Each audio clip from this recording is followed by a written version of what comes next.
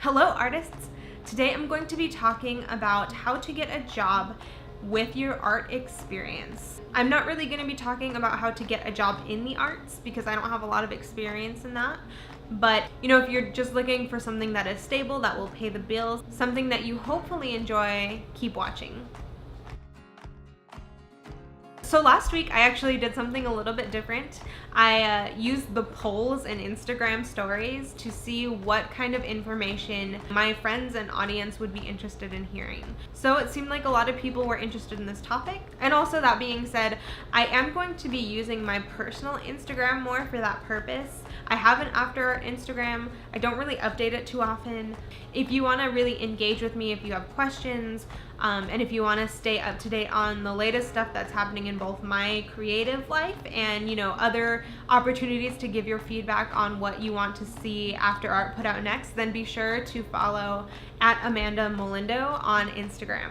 All right, let's move forward with this information. So a year after college, I had made the decision that I really just wanted a stable job that I enjoyed, that ideally gave me some paid vacation, full-time. And that's kind of how I wound up in marketing and communications. It just seemed like something that would be creative enough to keep me engaged, but there was a lot more job opportunity out there to apply to. So I started putting my resume out there, trying to piece together what my art experience meant to me and how it would translate into the workforce. And I feel like I've done a pretty good job of that. I've had a couple jobs that I've moderately enjoyed, and now I really love the job that I work at now, and I do attribute a lot of that to my experience as an artist. But beyond that, I'm not a recruiter. I never have been. I do work with a lot of startup companies, so I get to see what people are looking for when hiring from the back end. Beyond the skill set that they need, they just want dedicated, hardworking people that are intelligent, problem solvers, and are creative, and that's exactly what artists are, right? In addition to this video, I wanted to create a reference sheet for you that lists some of the things that employers are looking for and how certain art experiences can apply. I just wanted to make sure that you had everything you need the next time you go looking for a job. You will be able to find a link for that in the description below. So the first point that I want to make is that artists are problem solvers. Think about how many obstacles that you have faced in your creative practice, things that you've never seen anyone do before, information that you had to synthesize and create your own method to get the results that you wanted in a certain art piece or in a certain body of work. Artists come up with ideas, and they might be huge, grand ideas. You have a vision, and then you figure out how to get there. You figure out what you have to learn to get there. You create new processes to get there. And that's exactly what employers want to know. They want to see that you can recognize a problem and figure out how to get there and solve that problem without them telling you how to do it. Or maybe they don't have the answer and they're looking to you to come up with the answer. So first things first, artists at their core are always problem solvers, and creative ones at that. Something else that I think is really important is that artists are very disciplined. Think about how much work you've put into your creative practice, how much time you've spent learning new techniques, reading about, art theories that you are interested in, studying other artists to get inspiration. You are dedicated to what you do. And any employer wants an employee that knows how to stick to something and put their mind to it and work their ass off to get something done. So you can definitely play up that you have experience dedicating yourself to a project or multiple projects or even events or whatever you've applied yourself to, and you've been able to see it through to the end. Another thing that people tend to love to see in employees is that you pay attention to detail. Artists are so good at that. That is kind of our bread and butter. We pay attention to detail because that's what's gonna set us apart from the next artist. And that's what's gonna make us stand out when we're applying to shows and exhibitions, or we're trying to get somebody to pay attention to our work.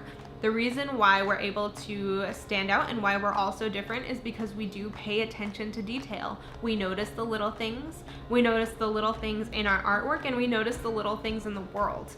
And that's what makes artists really special people. And that's exactly why I think that employers definitely benefit from artists.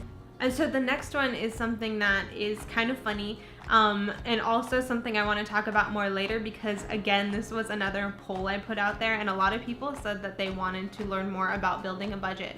But if you're an artist, you know that you've been on a shoestring budget and you have made ends meet because you were able to be creative with your resources and figure out how to do things for free or for reduced price to make your art.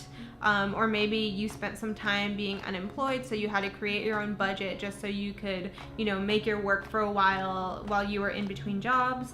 I think artists are pretty, budget conscious. In a lot of cases, if you're going to be anywhere near a budget, employers want to know that you know how to handle it and you know how to not spend frivolously. If you feel unsure about how to manage money or how to build a budget yourself, we will be going over that in the very near future. Let me know in the comments if that's something you want sooner rather than later, and I will try to get that out to you as quickly as possible. So this next point is actually something that I found really interesting, and I've always kind of known, but it was really confirmed to me pretty recently. So I was sitting in a meeting with one of our mentors from an organization, and he was talking about how he sees a lot of startup founders nowadays not able to take criticism. They take it really harshly, or they ignore it, or they block it out because they don't know how to handle it.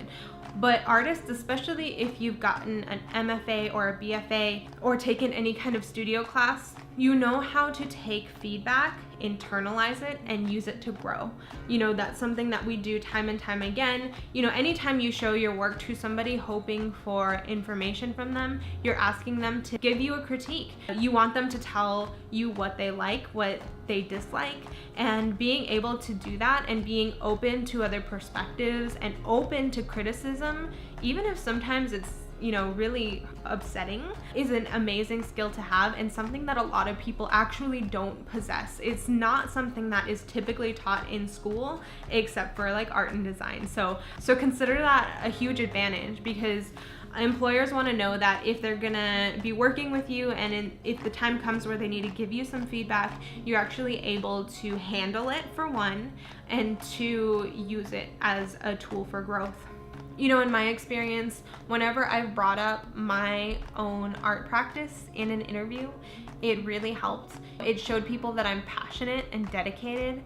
It showed my interviewer that I could, formulate my own ideas, my own concepts, and actually follow through to result in something creative and finished. I can't remember a time in an interview when I brought up my art practice that it wasn't valuable. There have been situations where I've mentioned my creativity and the interviewer would say something along the lines of, this isn't a creative position, right? My response with that usually was something along the lines of, oh, I know, I just wanted to explain how my creative experience can apply to really any situation. And more often than not, I think every time I've ever brought up my creative experience, I've usually gotten an interview back. In the situations where I haven't brought it up, I didn't get an interview back. If you have any follow-up questions, feel free to ask in the comments below. Be sure to download that reference list so that you can use it the next time you're writing a resume and need a little inspiration, or maybe you're getting ready for an interview.